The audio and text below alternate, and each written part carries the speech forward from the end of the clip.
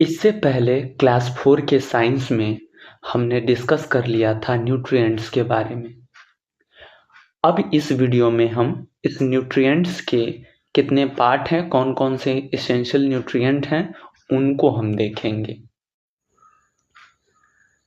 इससे पहले हमने फूड को डिस्कस किया था, फूड क्यों इम्पॉर्टेंट होते हैं हमारे लिए, और साथ ही साथ हमने यह भी जाना था कि फूड में कुछ सब्सटेंसेस मिलते हैं, उन्हीं सब्सटेंसेस को हम क्या कहते हैं, न्यूट्रिएंट्स कहते हैं। अब वो कौन कौन से सब्सटेंसेस होते हैं, तो carbohydrate, protein, fat, vitamins and minerals, ये सभी सब्सटेंसेस में पाए जाते हैं। इसके अलावा हमारे बॉडी को और किस चीज़ का रिक्वायरमेंट होता है, कुछ एसेंशियल कंपोनेंट होते हैं, उसमें वाटर होता है, पानी की आवश्यकता पड़ती है, और रफेज होता है, फाइबर जिसे बोलते हैं, जो हमारे भोजन को पचाने में सहायता करता है। इसके अलावा वेरियस न्यूट्रिएंट्स जो होते हैं वो भी ज़रूरी होते हैं। फिर हमने डिस्कस किया था अमेजिंग फैक्ट पे, हाइबरनेटिंग सिचुएशन यानी कि शीत निद्रा की स्थिति। ये कुछ जानवरों में होता है, जैसे भालू, चमगादड़, कछुआ, ये सब हाइबरनेटिंग प्रोसेस को अडॉप्ट करते हैं सर्दियों के समय में, और ये जो हाइबरनेटिंग यानी कि शीत निद्रा में चले जाते हैं, और इनके बॉडी पे जो फैट होता है उसी फैट से ये अपना पोषण करते रहते हैं, और फिर सिचुएशन सामान्य होने पर फिर ये नॉर्मल बिहेव करने लगते हैं। आज का हमारा टॉपिक होगा फूड एंड न्यूट्रिशन। इस पे हम डिस्कस करेंगे, फूड एंड न्यूट्रिशन पे डिस्कस करेंगे आज हम। और इन सभी पोषक तत्वों में फर्स्ट यानी पहला पोषक तत्व हमारा कौन सा है, वो है कार्बोहाइड्रेट। कार्बोहाइड्रेट्स, और कार्बोहाइड्रेट्स को आज हम डिस्कस करेंगे। व्हाई वी यूज कार्बोहाइड्रेट, हम कार्बोहाइड्रेट क्यों उपयोग करते हैं, तो हम कह सकते हैं कि ये एनर्जी का क्या है, जो मेन सोर्स है, main source of energy, main source of energy है कार्बोहाइड्रेट। अगर कार्बोहाइड्रेट्स के पार्ट्स की बात करें तो ये दो पार्ट्स में होता है। फर्स्ट को हम क्या इंडिकेट कर सकते हैं, शुगर, शुगर जिसे हम चीनी बोलते हैं। अब इसमें कौन कौन से कंपोनेंट हो जाते हैं, कौन कौन से कंपोनेंट आते हैं, हनी में, शुगर केन में, शुगर केन में। इसके अलावा और चीज किस चीज में मिलता है, तो यहाँ हमने देखा कि शुगर किन किन चीजों में मिलता है। शुगर जो है हनी में मिलता है, शुगर केन यानी गन्ने में मिलता है, और फ्रूट्स जो होते हैं यानी फल जो होते हैं उनमें भी शुगर मिलता है। अब हम बात करें सेकेंड सोर्स ऑफ कार्बोहाइड्रेट, और सेकेंड सोर्स में क्या आ जाता है, तो आता है इसमें स्टार्च, स्टार्च आ जाता है। अब स्टार्च जो है वो किन किन चीजों से मिल जाता है हमें, तो स्टार्च जो है हमें राइस से, व्हीट से,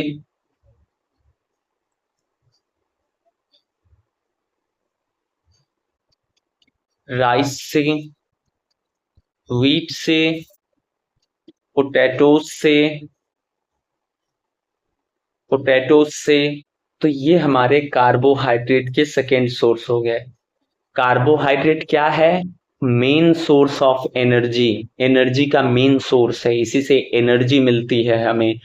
और अगर बात करें कार्बोहाइड्रेट के सोर्स की, तो दो सोर्सेस हैं, पहला है शुगर, और शुगर किन किन से मिल जाता है, शुगर मीन्स होता है चीनी, और ये मिलता है हनी, शुगर कैन, फ्रूट से। बात करें सेकेंड सोर्स ऑफ कार्बोहाइड्रेट, तो वो है स्टार्च। और ये किस किस में मिल जाता है? तो स्टार्च राइस से मिल जाता है, व्हीट से मिल जाता है, गेहूं से मिल जाता है, चावल से मिल जाता है, और इसके अलावा पोटैटो से मिल जाता है हमें स्टार्च। तो ये कुछ सोर्सेस हैं कार्बोहाइड्रेट्स के। कुछ एडिशनल इंफॉर्मेशन है। कुछ ऐसे पीपल होते हैं, कुछ ऐसे लोग होते हैं जो फिजिकल वर्क करते हैं, उन्हें क्या चाहिए? ज्यादा मात्रा में कार्बोहाइड्रेट चाहिए। तो इसे हम लिख लेते हैं।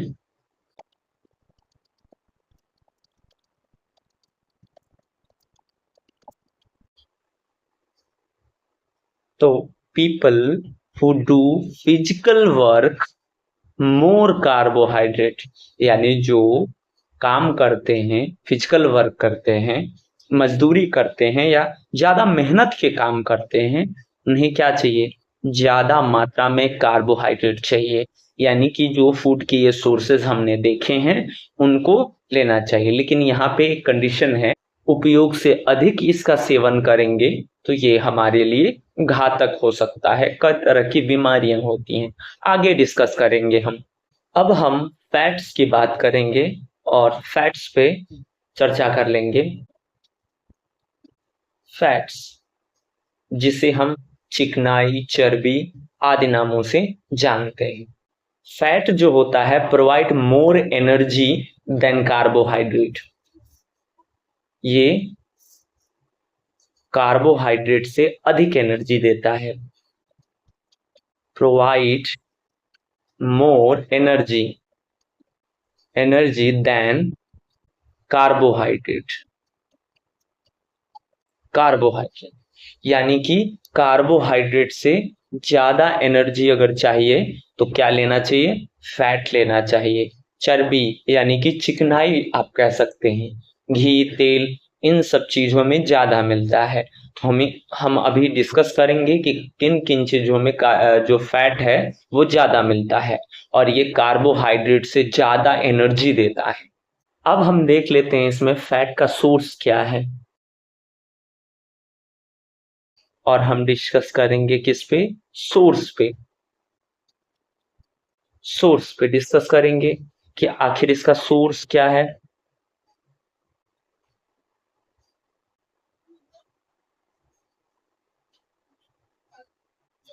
तो सोर्स क्या क्या है इसका? फर्स्ट है ऑयल, सेकंड क्या है? बटर, थर्ड क्या है इसका? घी, फोर्थ सोर्स क्या है? Dry fruit, dry fruits. तो ये सोर्सेस हो गए किस चीज के? फैट के सोर्सेस कौन कौन से हो गए? ऑयल हो गया, बटर हो गया, घी हो गया, ड्राई फ्रूट्स हो गए।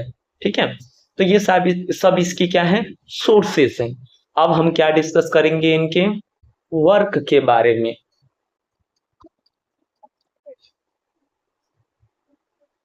वर्क के बारे में हम डिस्कस करेंगे, क्या वर्क ये करते हैं। तो ये help to the body warm, गर्म करने के लिए बॉडी को।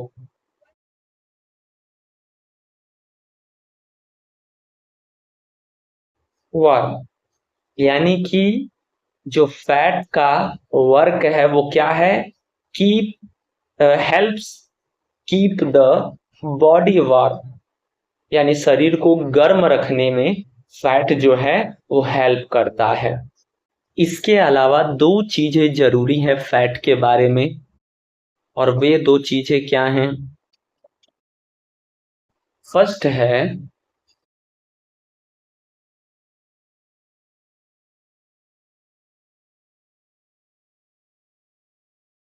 अगर आप ज्यादा मात्रा में फैट कंज्यूम करते हैं, खाते हैं, तो आपका वेट यानी वजन क्या होगा? बढ़ जाएगा।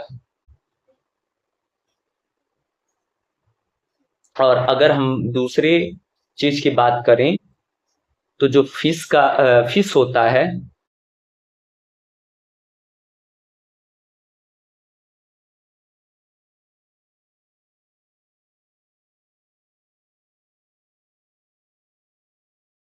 यानी कि अगर हम मछली से फैट लेते हैं, ऑयल लेते हैं, फैट लेते हैं, तो ये क्या है, बॉडी के लिए हेल्दी है। और ये क्या कर सकता है, प्रिवेंट यानी बचा सकता है हार्ट डिजीज से, हृदय रोग से हमको बचा सकता है। ठीक है, तो ये थे हमारे फैट और इसके कुछ रोचक किस्से।